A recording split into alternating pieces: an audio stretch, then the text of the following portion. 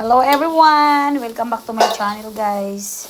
So nagluto na naman kami ng turkey. Ito yung gusto ni Frederick guys, turkey. Ayan.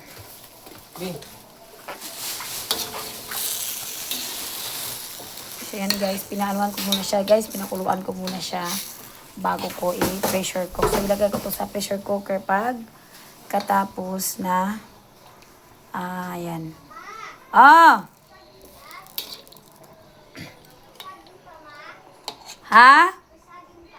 Wala. So, mamaya guys, ayan. Pagkatapos ko tong i-blanch muna sa tubig, pakuluan ko to guys sa pressure cooker.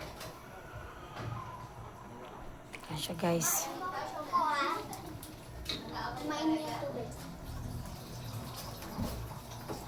Ayan siya guys.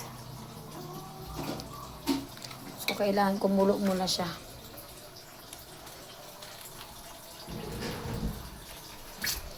So, ayan, pinalakasan ko yung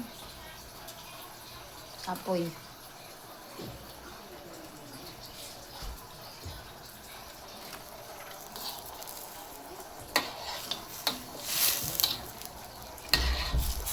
May ano ko siya guys, adobo style to pero may ano siya. May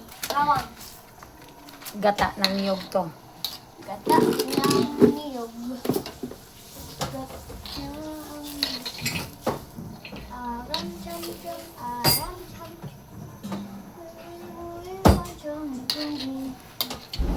Ito pala guys yung manok na native. So native ito guys oh.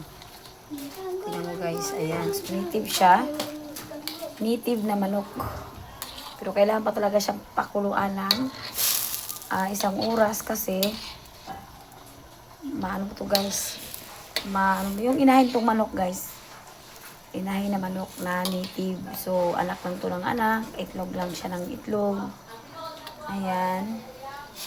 So, binibinta guys ng buo. Ayan, so bumili ako. Ayan. Siya guys.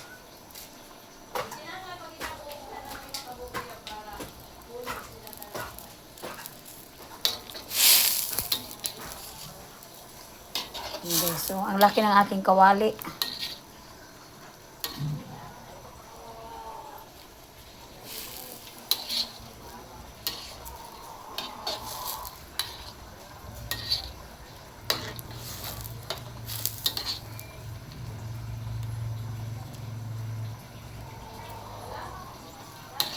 Guys, oh.